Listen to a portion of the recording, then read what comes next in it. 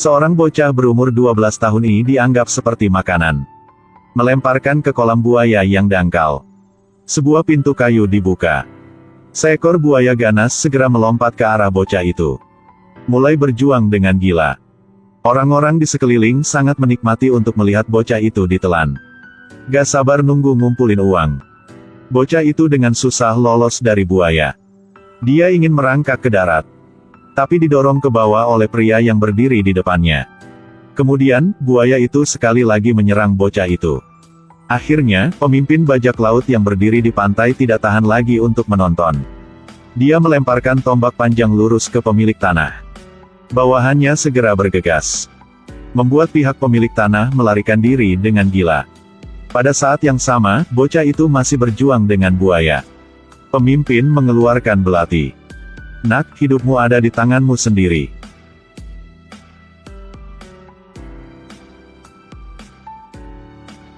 Bocah itu segera mengambil belati. Dengan aktif bergegas ke arah buaya.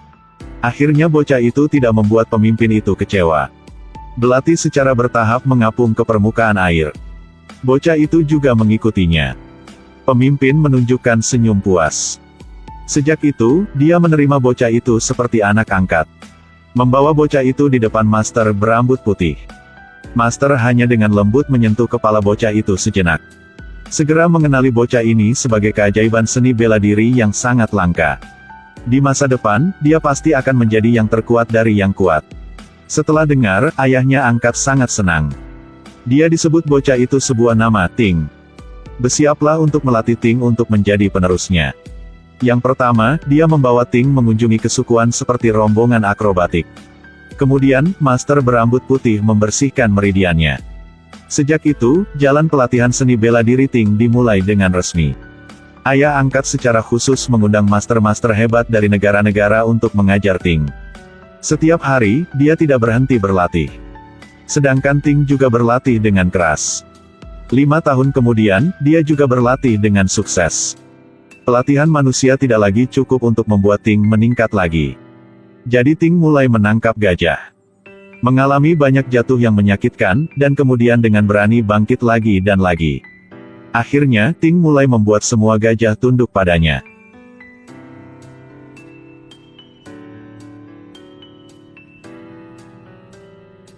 Ayah angkat merasa kesempatan sudah datang. Bersiap untuk menyerahkan takhta kepada Ting. Tapi sebelumnya, Ting harus menerima 3 tantangan. Tes pertama adalah senjata. Taois dari Jepang. Hasilnya lawannya belum mengeluarkan pedang sudah dikalahkan. Pertandingan kedua adalah duel. Pertama adalah master seni bela diri berasal dari timur. Bahkan tubuhnya yang kuat tidak bisa mendapatkan keuntungan dari Ting. Setelah beberapa gerakan dikalahkan. Kemudian seorang biksu dengan tato di seluruh wajahnya keluar.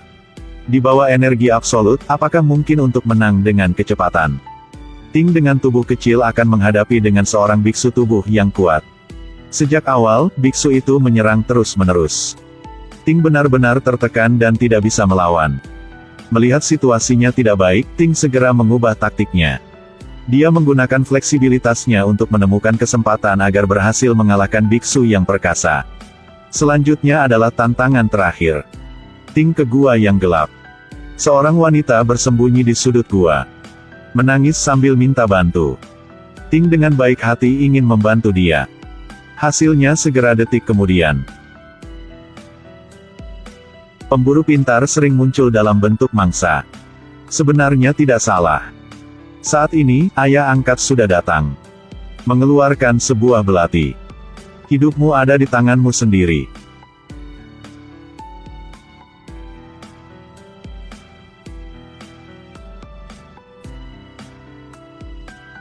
Sebenarnya tantangan terakhir adalah membunuh dan kasihan.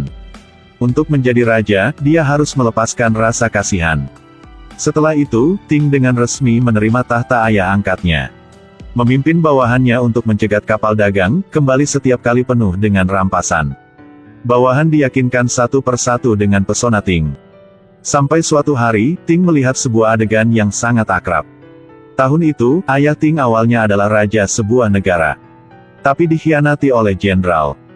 Menyebabkan hilangnya negara dan rumah dihancurkan. Orang tuanya semuanya dibunuh. Dan dirinya dijual kepada pemilik budak.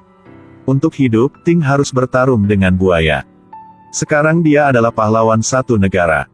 Saatnya untuk kembali dan menemukan mereka untuk membalas dendam. Ting berubah menjadi pengemis. Membaur ke dalam pasar budak. Menemukan pria-pria yang membuangnya ke kolam buaya. Ting menggunakan ramuan ajaib yang dia pelajari di Tiongkok.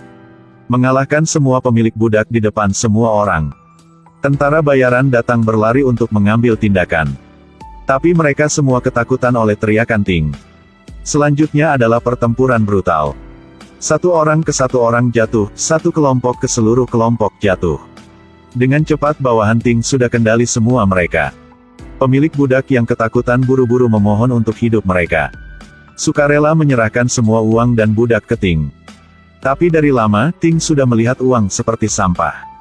Bagaimana mereka menghinanya? Sekarang akan membayar seperti itu. Setelah mengatakan itu, Ting memerintahkan mereka untuk dibuang ke kolam buaya. Budak-budak yang dibebaskan semuanya. Penampilan Ting seperti penyelamat. Dengan cepat ketenaran Ting telah menyebar kemana-mana. Tapi sekarang Ting telah membuat keputusan yang sulit diterima semua orang. Pria ini dipukuli dengan parah, dia meraih segenggam tanah dan menutupi lukanya untuk menghentikan pendarahan. Kemudian lepaskan baju dan mengikat kelukaan. Melihat musuh yang mendekat di depannya, dia dengan teguh berdiri sekali lagi. Dia adalah Bruce Lee Thailand, Ting. Baru tadi malam, Raja mengadakan perjamuan besar. Ting berpura-pura menjadi penyihir naik ke panggung untuk tampil. Kemudian mengambil kesempatan dan membuang 2 peluru buta.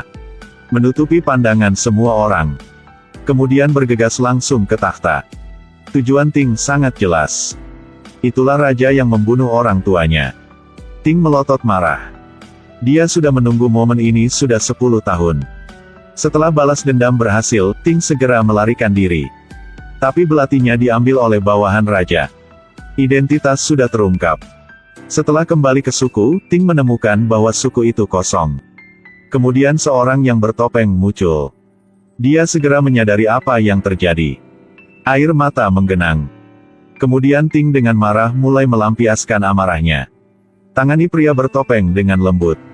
Pada saat ini, dia menemukannya di perancah tidak jauh. Ada seorang pria dengan sangkar burung di kepalanya. Kemudian, musuhnya semakin ramai. Kekuatan fisik Ting juga berangsur-angsur menurun. Jadi ingin mundur dulu.